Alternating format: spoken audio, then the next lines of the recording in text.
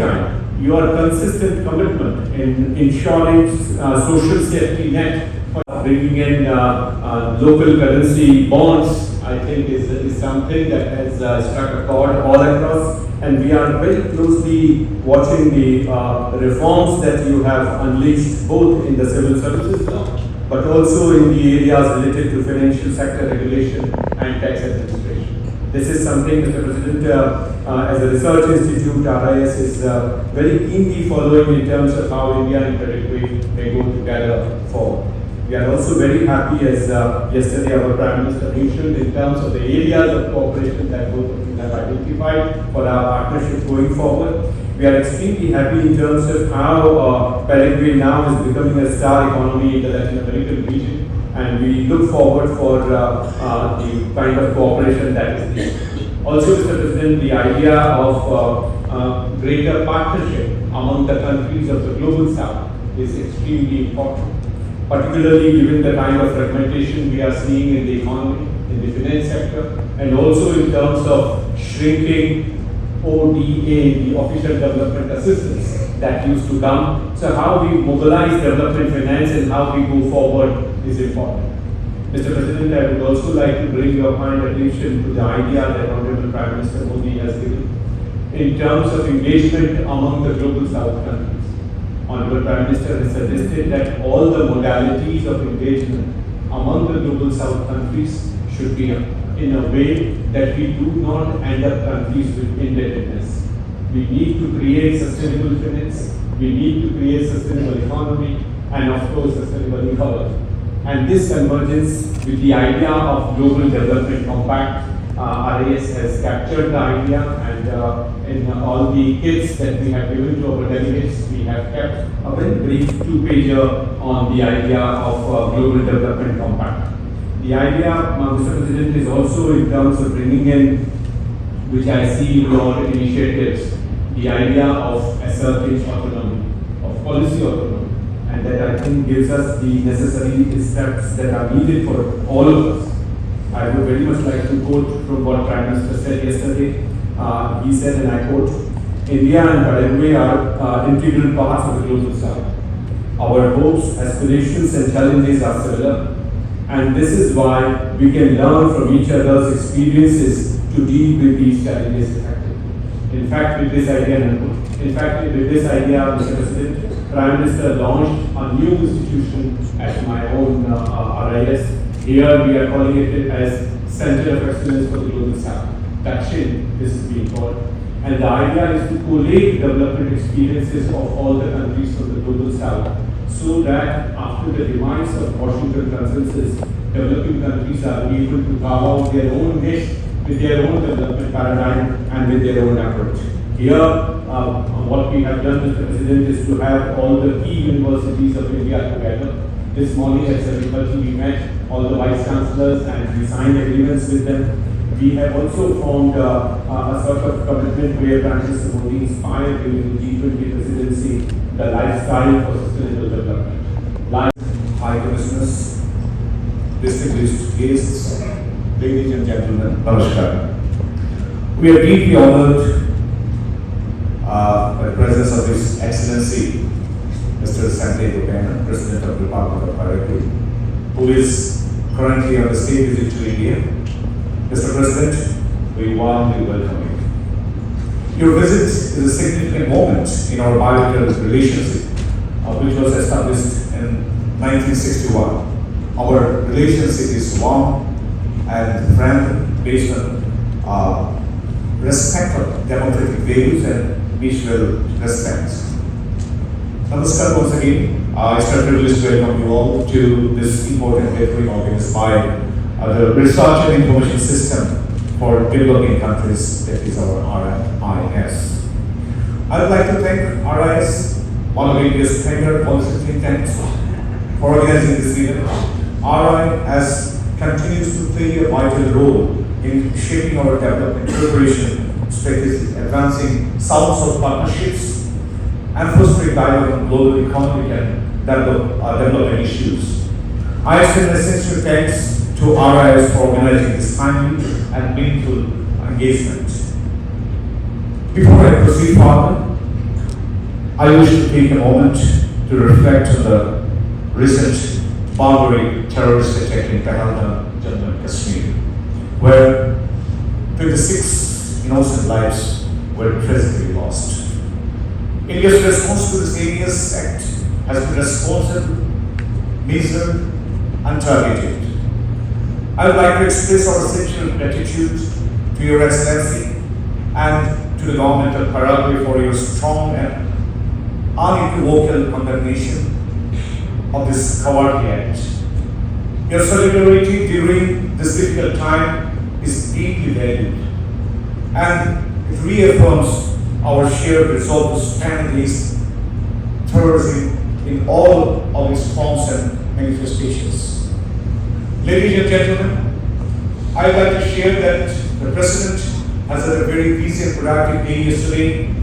His discussions with Prime Minister Narendra Modi ji and President Srimati Draupadi Murmu ji have been instrumental in advancing our national interests and have laid a strong foundation for enhanced cooperation across various sectors.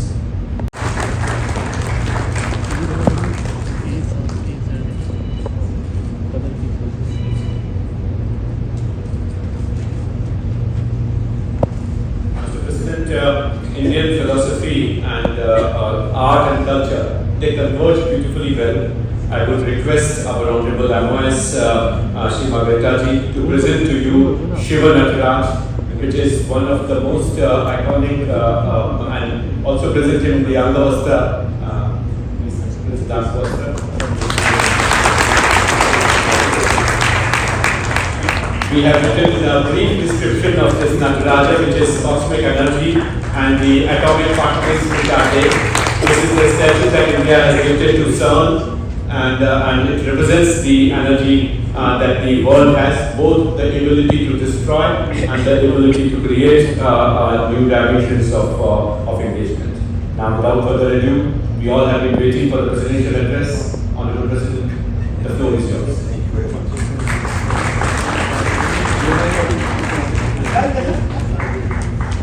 Guests, Excellencies, esteemed colleagues and partners from around the world. Namaste. It is an honor to be here with you today in Delhi, a land of ancestral wisdom, innovation, and profound spirituality. For millennia, India has made invaluable contributions to the world in philosophy, science, and culture, from ancient mathematicians and Ayurveda to spiritual traditions and modern innovation.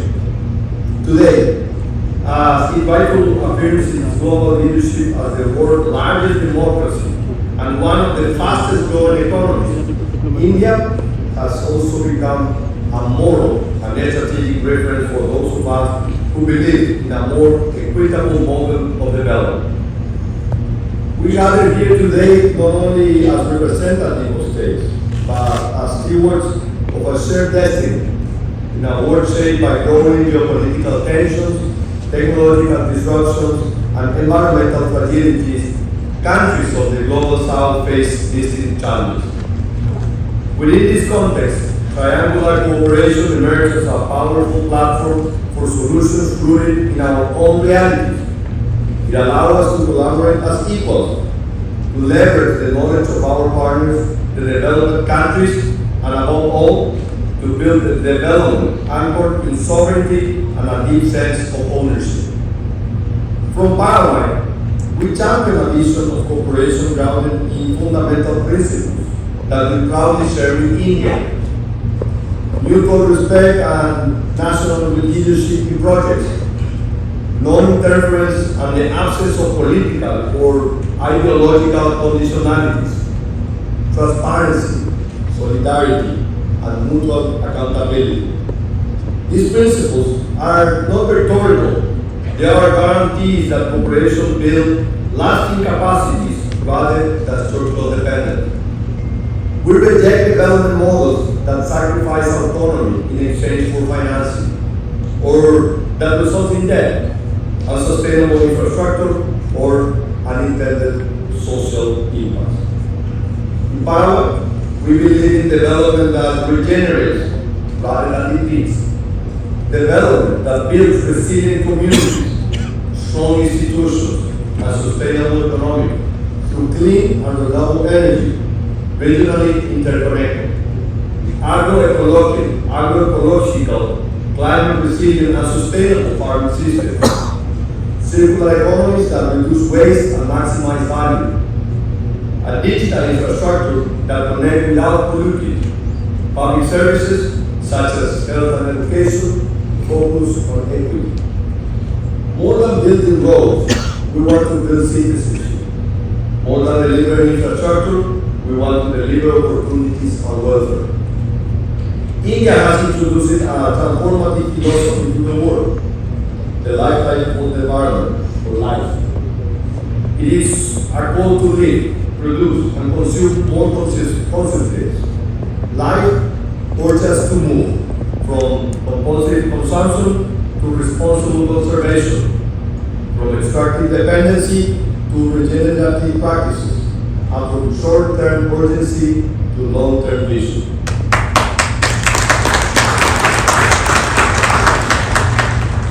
This message deeply resonates with the values of the Paraguayan people, reflected in our relationships with the land, our investment in clean hydropower, and our renewed commitment to sustainability. We firmly believe that the global north remains an essential partner. However, we need relationships that are built on the basis of active listening, respect, and a vision of mutual benefit. Triangular cooperation offers the right space for these partnerships to flourish.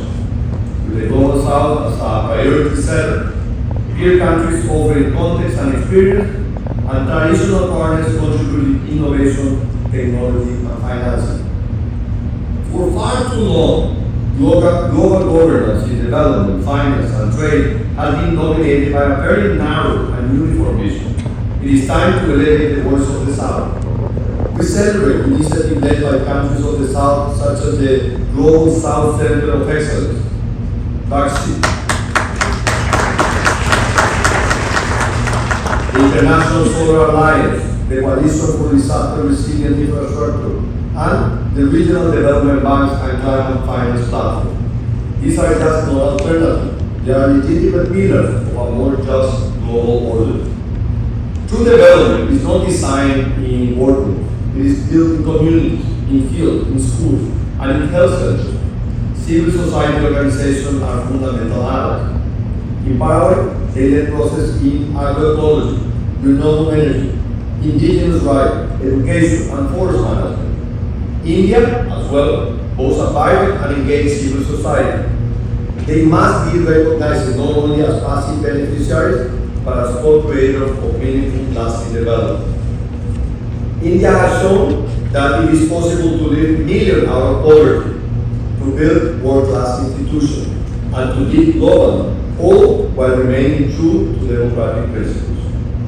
Paraguay sees India not just as a partner, but as a peer. We share an agricultural heritage, a democratic spirit, and a vision for development that is inclusive and empowering. We envision a concrete agenda for cooperation through projects such as the agriculture, combining Paraguay experience in sustainability with India's vast experience in technology. On digital infrastructure, adapting solutions that adapt or due to regional context. On education and health, working jointly on developing centers of excellence for the Global South. We are a young, stable, and dynamic country. In 2024, our economy grew by over 4%, while inflation remained at around 3.8%. Our public debt is sustainable, and our finances are responsible. We hold an investment-grade credit rating, have low taxes, strong legal security, and one of the most business-friendly environments in Latin America. We are also one of the world's leading exporters of clean hydropower and agricultural goods. As a founding member of Mercosur, we offer access to a regional market of over 300 million people. Believe me, for our region, this is a very big number. I know for India, this is very small. We are committed to advancing triangular cooperation in areas such as energy, food system, digitalization, and climate action together with India, Latin America, Africa, and Asia, and in partnership with our traditional donors. We are ready to lead with humility, learn with enthusiasm, and share with solidarity. We stand at a critical juncture. Let us reject models that sacrifice sovereignty for speed. Let us embrace a new kind of cooperation that is ethical, empowering, and enduring. One that respects rather than conditions. One that builds rather than imposes. Paraguay is ready to move forward with a new model of triangular cooperation alongside India and all people of the global south. Yesterday, during my meeting with Prime Minister Narendra Modi, we reaffirmed our shared vision and explored the possibility of mutual support in multilateral candidacies, including the reform of the United Nations and India's bid for a seat on the Security Council. We extend an invitation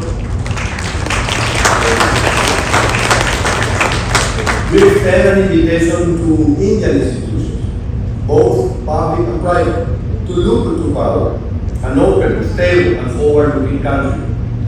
So let us close the distance that separates us geographically, politically, and conceptually, and embrace this new era with humility, ambition, and a shared purpose. This is a decisive moment. The choices we make today will shape the sovereignty, the sustainability, and the dignity of generations to come. Thank you. Tanayama.